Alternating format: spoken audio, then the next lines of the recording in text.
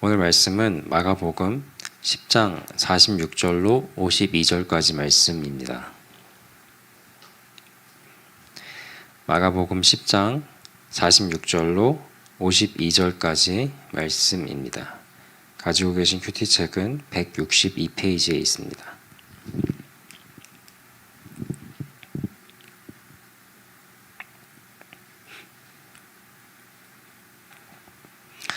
네, 그럼 저와 한 절씩 교독하시도록 하겠습니다. 그들이 여리고에 이르렀더니 예수께서 제자들과 허다한 무리와 함께 여리고에서 나가실 때 디메오의 아들인 맹인거지 바디메오가 길가에 앉았다가 나사렛 예수시라 말을 듣고 소리질러 이르되 다윗의 자손 예수여 나를 불쌍히 여기소서 하거늘 많은 사람이 꾸짖어 잠잠하라 하되 그가 더욱 크게 소리질러 이르되 다윗의 자손이여 나를 불쌍히 여기소서 하는지라. 예수께서 머물러 서서 그를 부르라 하시니 그들이 그 맹인을 부르며 이르되 안심하고 일어나라 그가 너를 부르신다 하매 맹인이 겉옷을 내버리고 뛰어 일어나 예수께 나아오거늘 예수께서 말씀하여 이르시되 내게 무엇을 하여 주기를 원하느냐 맹인이 이르되 선생님이여 보기를 원하나이다. 함께 읽겠습니다. 예수께서 이르시되 가라 내 믿음이 너를 구원하였느니라 하시니 그가 곧 보게 되어 예수를 길에서 따르니라. 아멘. 네, 오늘 이 본문에 기록된 이 사건은 이 마가복음에 기록된 여러 주님의 그 치유 사역 중에서 마지막으로 기록되고 있는 사건입니다. 참 이 본문을 통하여서 오늘 우리에게 어떠한 그런 가르침을 보게 하실지 참 기대가 됩니다. 이제 우리 46절 첫 구절부터 오늘 본문 말씀을 한번 묵상하는 시간을 가질 것인데요. 46절 처음 시작을 보면 이제 여리고에 이제 이르렀다 이렇게 말씀이 시작되고 있습니다. 이 여리고는 이 갈릴리 지역에 있는 사람들이 예루살렘으로 가려고 할 때 반드시 지나는 그런 길목 가운데 하나였습니다. 꼭 들리는 그런 곳이었어요. 그도 그럴 것이 이방인과 이런 혼혈 그런 족속들이 많이 살고 있는 사마리아를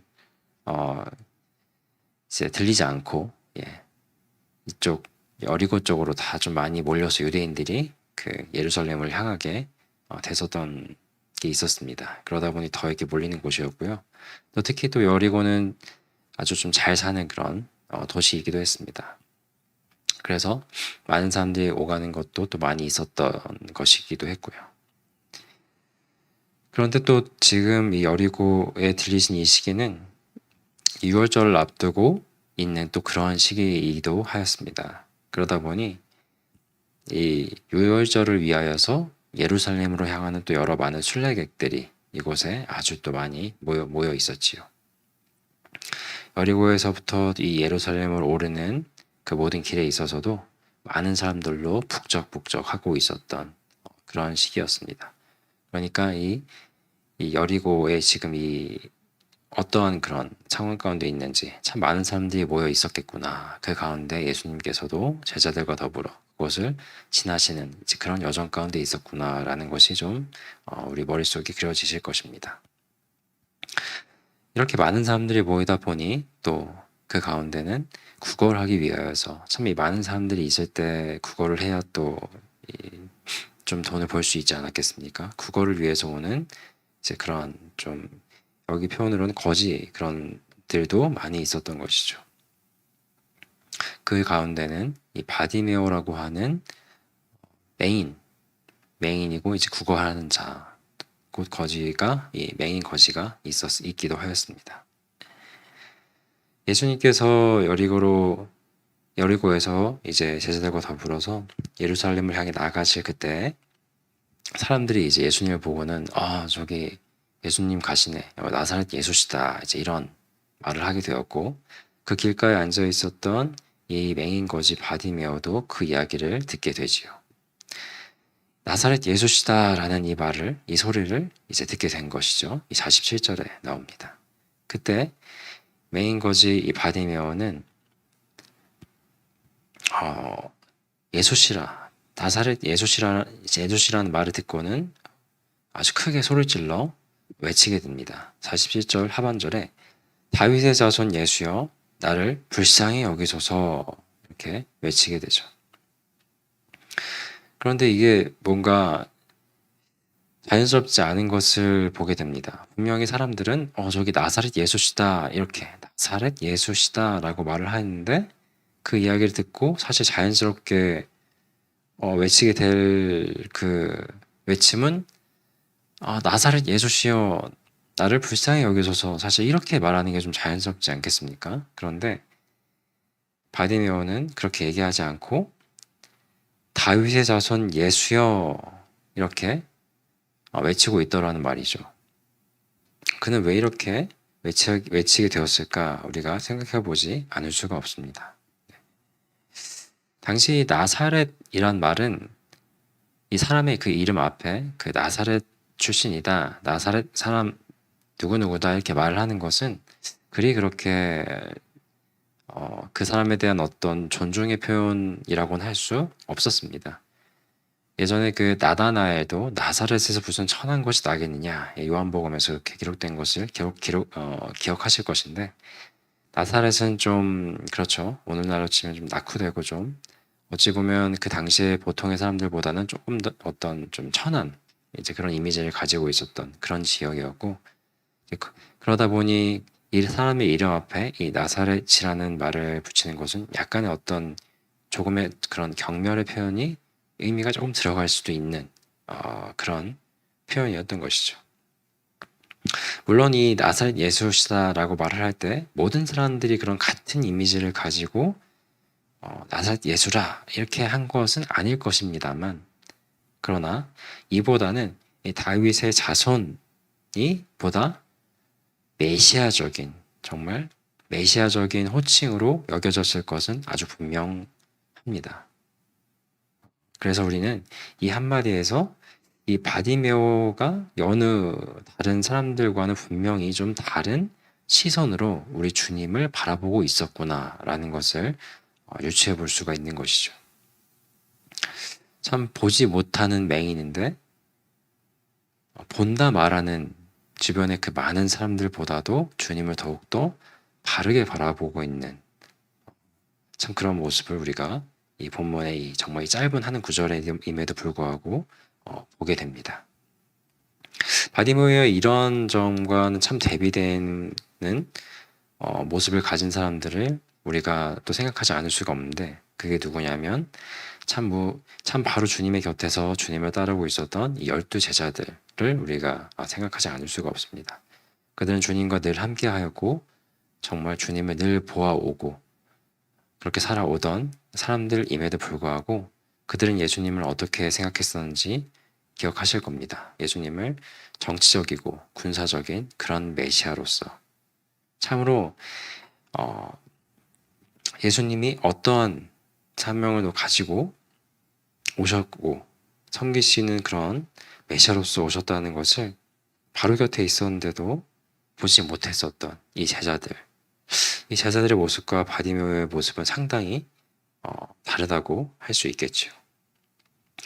이 바디메오는 제자들은 정말 자신들이 생각하고 이해하는 바대로 자신들이 기대하는 바대로 그렇게 예수님을 정치적 군사적 메시아로 본 반면에 그러나 이 바디메오는 참으로 생명을 구원하시는 하나님 그리고 치유의 메시아로서 이 주님을 아주 소리 높여 부르고 있는 이 모습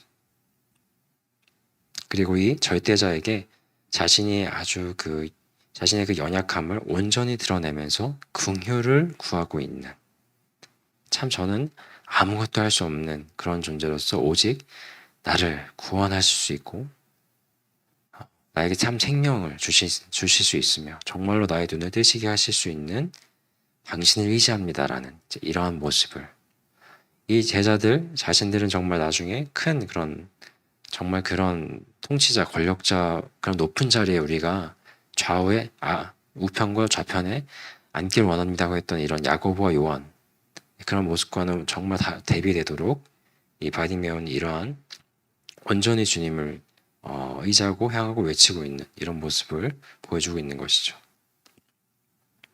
참 이 장면을 볼 때 우리는 참 제자란 무엇인가에 대해서 생각을 해보게 됩니다. 참 주님을 정말 따른다고 한다면, 주님의 제자가 된다고 한다면 우리는 어떠한 삶의 모습을 가져야 하겠는가? 이 바디메오와 예수님의 이 제자들, 이 두 그룹 가운데, 이 두 사람이라고 했을 때 이 두 그룹 가운데 어느 쪽이 더 주님의 참 제자에 더 적합하겠습니까?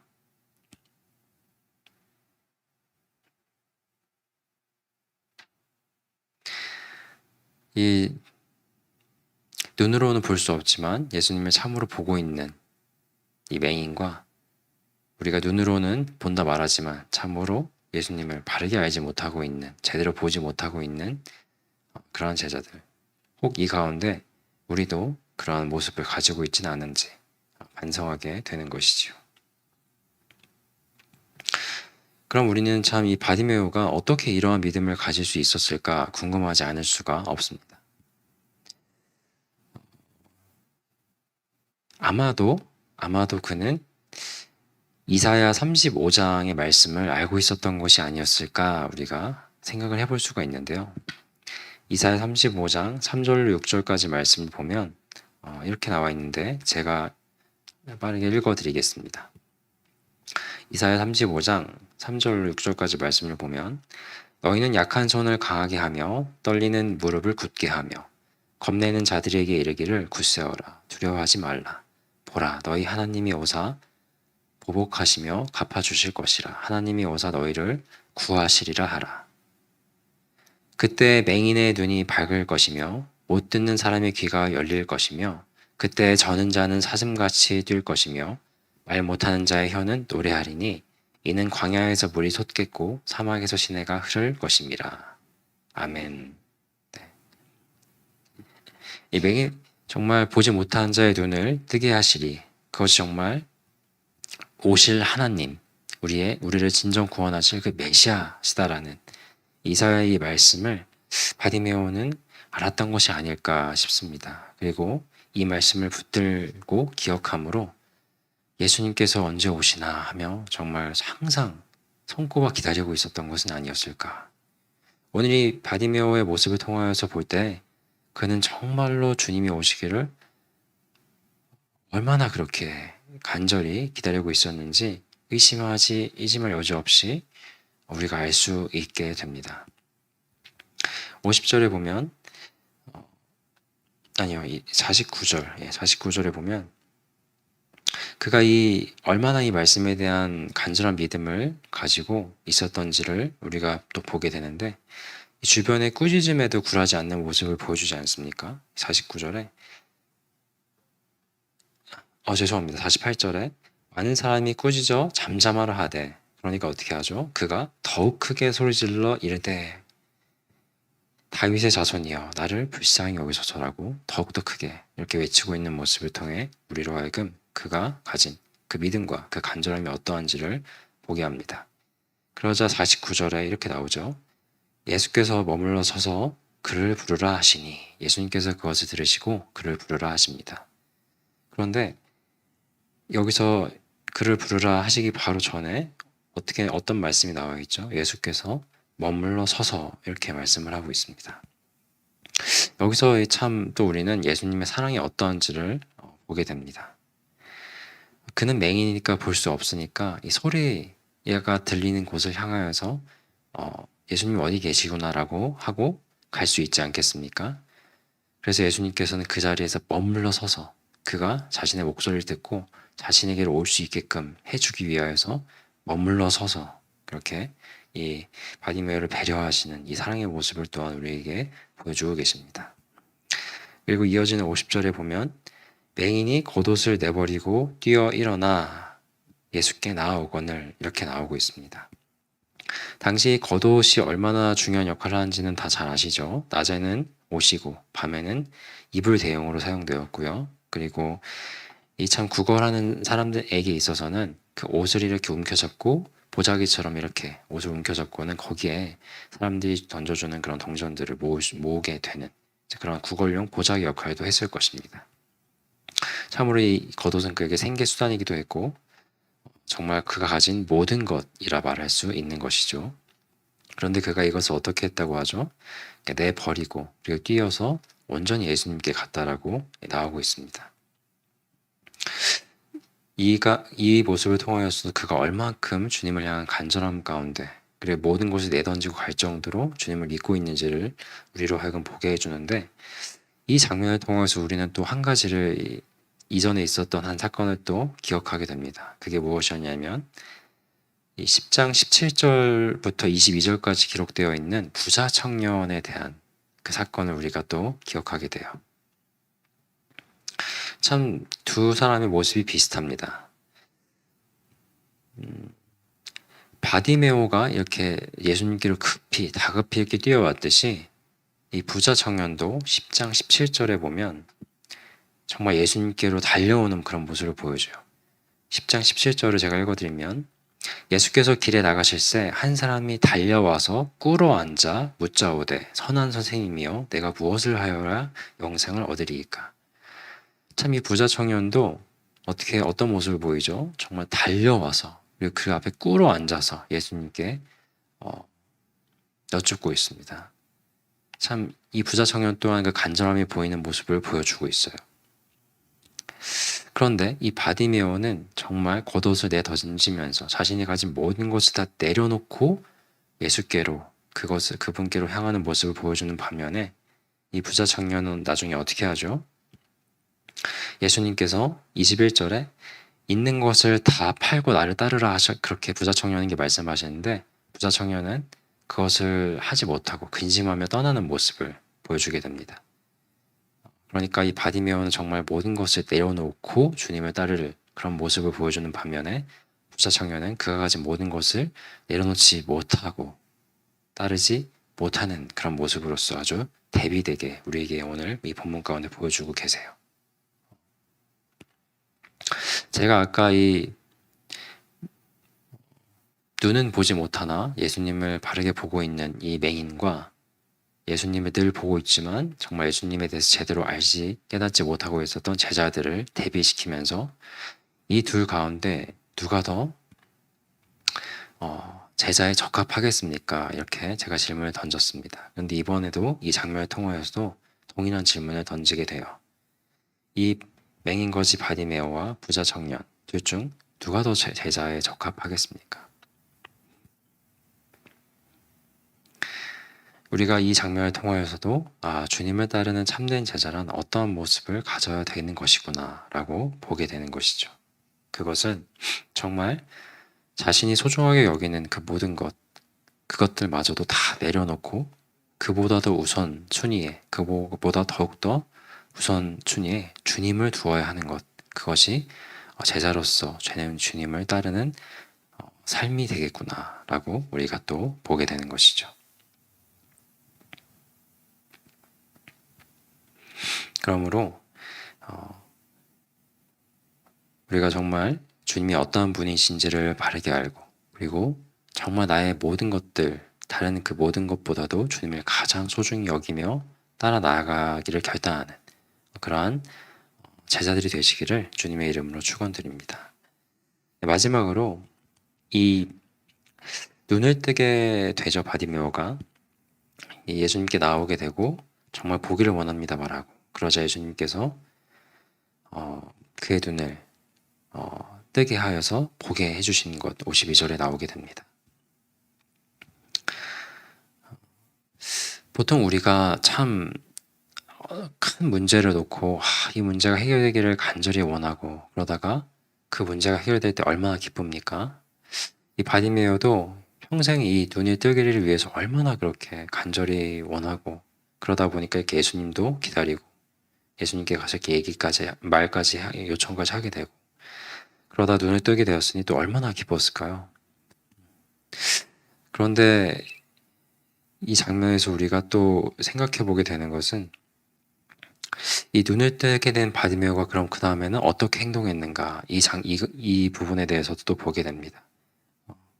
눈을 뜨게 되었으니까 그동안 보지 못하던 것들이 얼마나 보고 싶었을까요? 그동안 만났던 사람들 중에는 그 사람들이 어떻게 생겼는지도 궁금했을 것이고, 또 여러 자연 그런 것도 보고 싶었을 것이고, 그동안 살아오면서 보지 못했던 것들이 참으로 많아서 얼마나 보고 싶었을까 싶은데, 이젠 눈을 뜨게 됐으니까 그런 것들 보러 가기도 하고 누리기도 하고, 정말 자신이 그동안 하지 못했던 그 많은 것들을 하면서 그 아픔들을 또한 좀 이제 스스로도 치유한 시간도 가지고 싶을 수도 있고, 참 여러 가지가 있을 수 있어요. 그죠?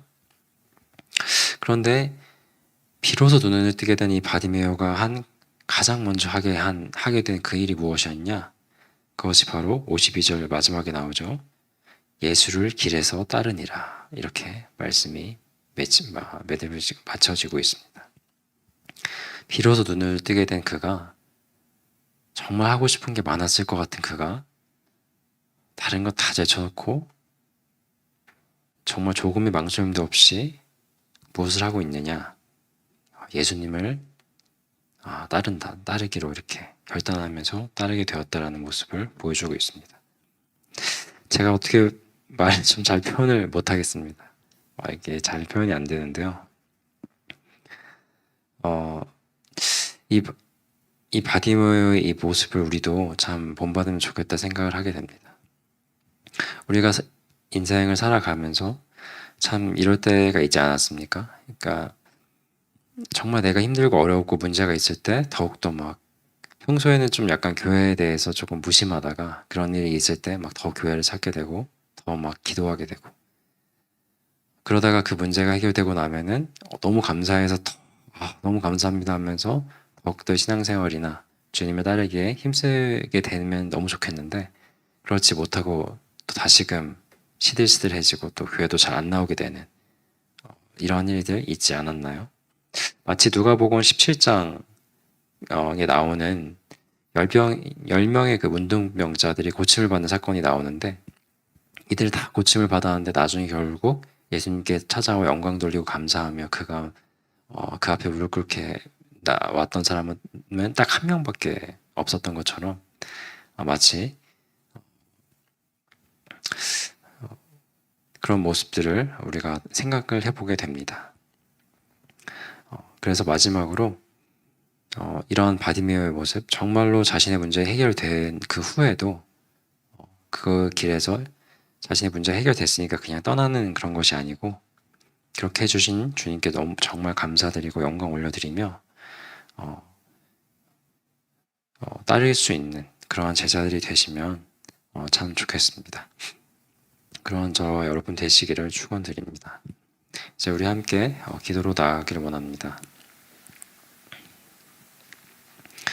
오늘 주신 이 마가복음 말씀을 통해서 저희가 참된 제자란 무엇인지에 대해서 생각해 보게 되었습니다.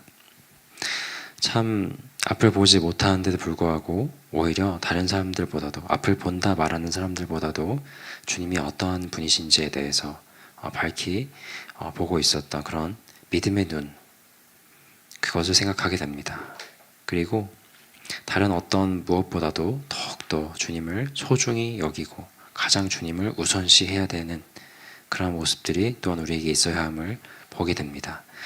우리가 제자로서 살아갈 때 정말 주님을 바르게 알고 깨닫게 하여 주옵시고, 내가 소중히 여기는 다른 무엇보다도 주님을 가장 소중히 여기게 하여 주옵시고, 그리고 혹 우리의 일생의 여러 많은 문제들 가운데 그걸로 인하여서 주님을 좀 더 붙들고 있는 마음이 혹 있었다 한다면, 그런 문제들이 해결된 그 후에도 그런 것이 없을지라도 정말로 주님만을 보고 주님을 따르며 결단하며 나아가는 그런 저희들이 될 수 있도록 주여 저희를 도와주시기를 간절히 원합니다라고 이 시간 함께 기도하겠습니다.